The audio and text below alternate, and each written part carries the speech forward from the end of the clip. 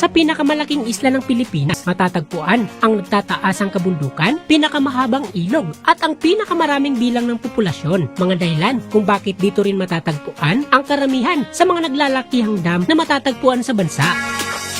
Maliban sa pag-generate ng kuryente, pag-produce ng malinis na tubig at patubig, nagsisilbi din itong harang para mapigilan ang biglaang pagbaha at pagkatuyot ng mga ilog.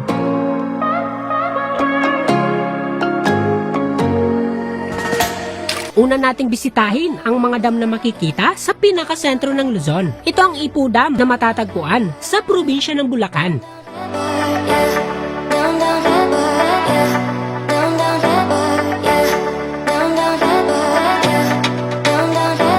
Sa lawak ng tubigan nito, naabot sa megit 70 square kilometers, kaya nitong makapag-imbak ng tubig, naabot sa hanggang 7.5 million cubic meters.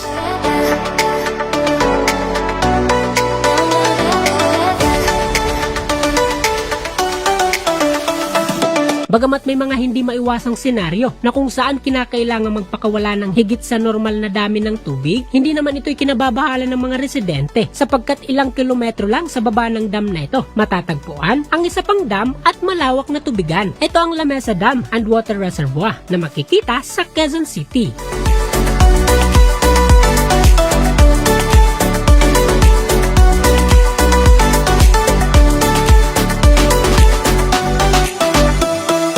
Ang dam na ito ay may taas na abot sa 24 meters, habang ang tubigan ay may lawak na 27 square kilometers. Kaya nitong mag-imbak ng tubig na abot sa megit 50 million cubic meters. Taong 1929 nang maitayo ang naturang struktura, mga panahong pinamamahalaan pa ng Estados Unidos ang ating bansa.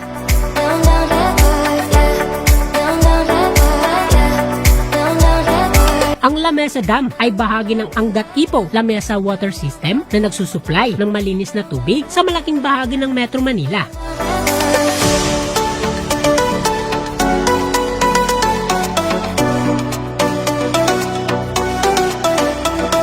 Ilang kilometro naman sa taas nitong La Mesa at Ipo Dam, makikita ang pinakamalaki sa grupo. Ito ang Angat Dam na matatagpuan naman sa Norzagaray, Bulacan.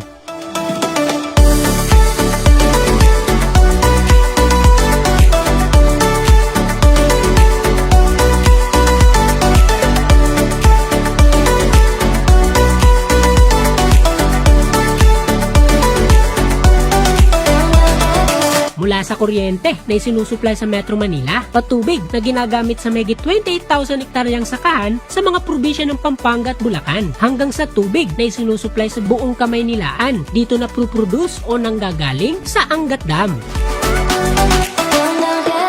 Sa taas na aabot sa megit 131 meters, dito na iipon ang megit 850 million cubic meters na tubig na nagmumula sa Angat River.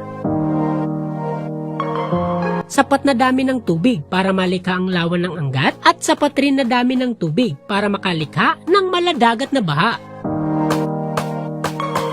Kaya naman di maiwasan ang pangangamba ng ating mga kababayan, lalo na't napapabalita na bukod sa malapit ito sa West Valley Fault, nasa ilalim din mismo ng dike ng dam ang isang ugat ng fault.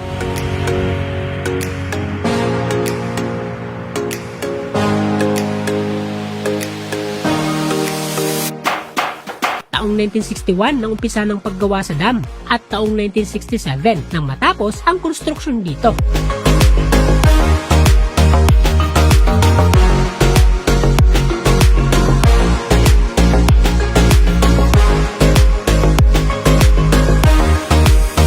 Nakamatan ng power plant sa buong Pilipinas.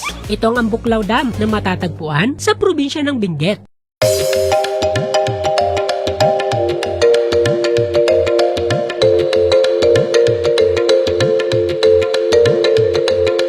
Sa mahigit 327 million cubic meters na kapasidad ng dam, kaya nitong makapag-produce ng kuryente na aabot sa mahigit 105 megawatts.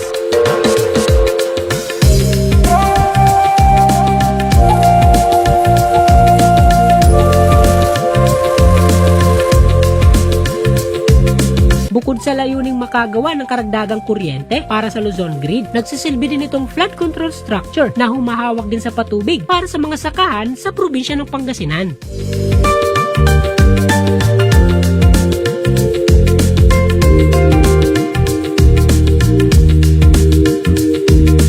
Taong 1990, nang yanigin ng malakas na lindol ang malaking bahagi ng Luzon.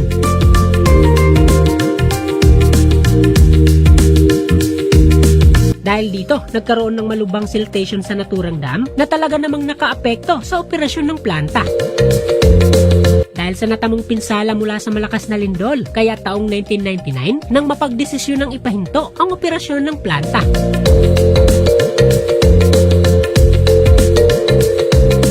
Sa kabila ng mga nangyaring yan, naging positibo naman ang bagong may-ari ng planta at bukod sa pagsasaayos sa mga nasirang parte, mas pinagtibay din at dinagdagan pa ang kabuuang kapasidad ng planta.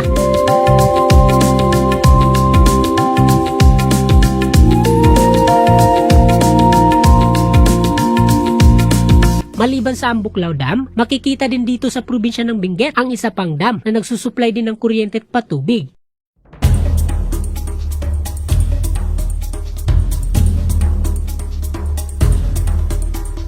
Ito ang Benga Dam na matatagpuan sa Itogon, Benguet. Mahigit 3 taon nang nakalipas mula nang maitayo ang Ambuklaw Dam, nagsimula namang mag-operate itong Benga Dam.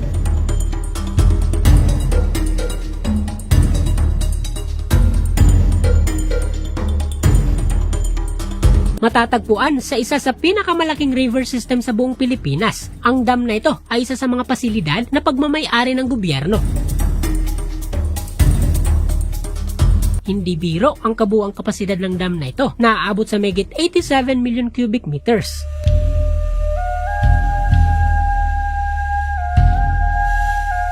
Bagamat napinsala din ng malakas na lindol noong 1990, di tulad ng kalapit na Ambuklaw Dam, hindi naman natigil ang operasyon sa naturang pasilidad. Sa halip, mas pinagtibay pa at iniangat pa ang kabuuang kapasidad ng planta.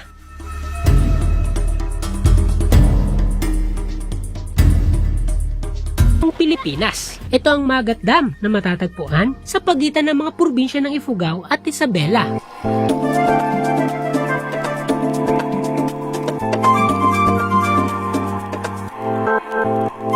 Taong 1978 nang maumpisa ng konstruksyon sa dambuhalang struktura at taong 1982 nang makumpleto naman ang paggawa dito.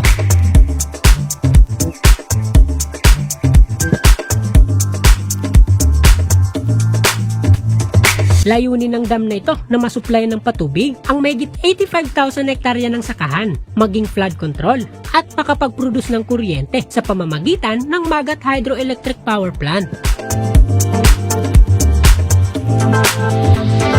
Ang tubig na naiimbak sa water reservoir ng dam ay makakasapat sa mahigit 2 buwan na kailangang enerhiya para makalikha ng kuryente.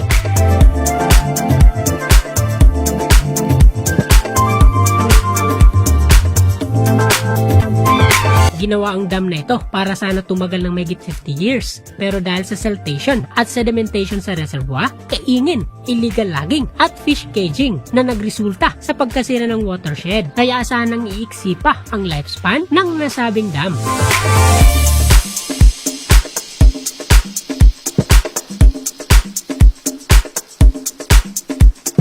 Panahon pa ng Administrasyong Marcos nang magawa ang Magat Dam, kaya naman ang dating Pangulo pa mismo ang nag-inaugurate sa naturang struktura.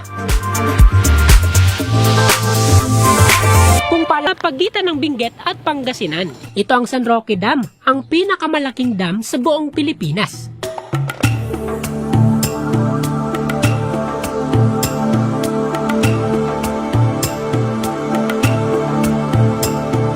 Matatagpuan sa pagitan ng mga bayan ng San Manuel at San Nicolas ng Pangasinan. Mahigit 200 kilometers ang layo mula sa hilaga ng Metro Manila.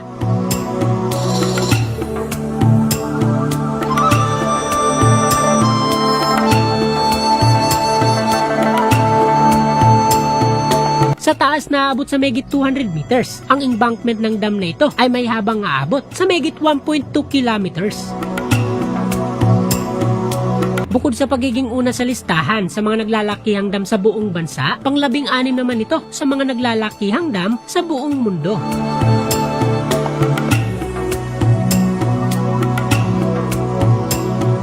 Taglay ng San Roque Dam ang reservoir na may surface area na aabot sa mahigit 12 square kilometers.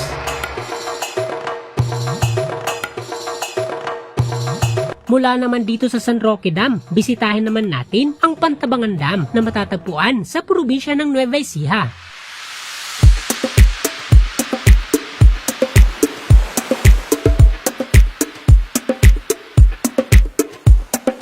Ang multipurpose dam na ito ay ginawa para sa layuning makagawa ng karagdagang supply ng kuryente, patubig at makatulong sa pagpigil sa malawakang pagbaha.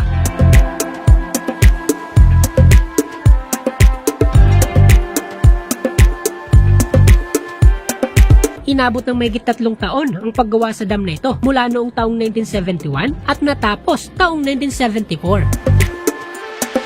Ang embankment ng dam na ito ay may taas na abot sa mahigit 107 meters at may haba naman na abot sa mahigit 1.6 kilometers.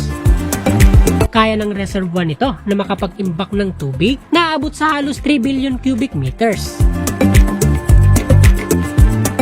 Base sa mga datos na ito, sinasabing ang Pantabangan Dam ang pangalawa sa pinakamalaking dam na matatagpuan sa Asia. Habang ang reservoir naman ito ay kinukonsidera bilang isa sa pinakamalaki sa buong Timog Silangang Asya. Maliban dyan, isa din ito sa reservoir na may pinakamalinis na tubig sa buong Pilipinas. Bagong opisyal na pagsisimula ng konstruksyon sa dam na ito, mismong si dating Pangulong Ferdinand Marcos pa ang nanguna sa groundbreaking ceremony.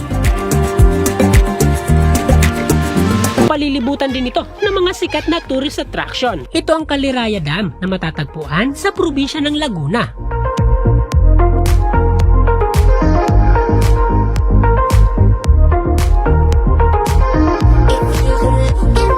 Ang Lake Caliraya, isa sa mga reservoir na idinulot ng dam, ay ang nagsilbing pinakaunang supplier ng enerhiya sa isa sa pinakamatandang hydroelectric power plant sa buong Pilipinas.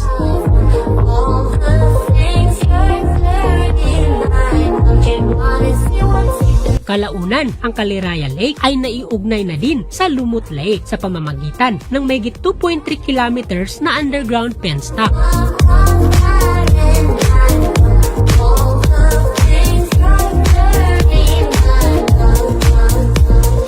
Taong 1939 nang umpisa ng paggawa sa dam at taong 1942 naman nang mag-operate ang maliit na planta malapit dito.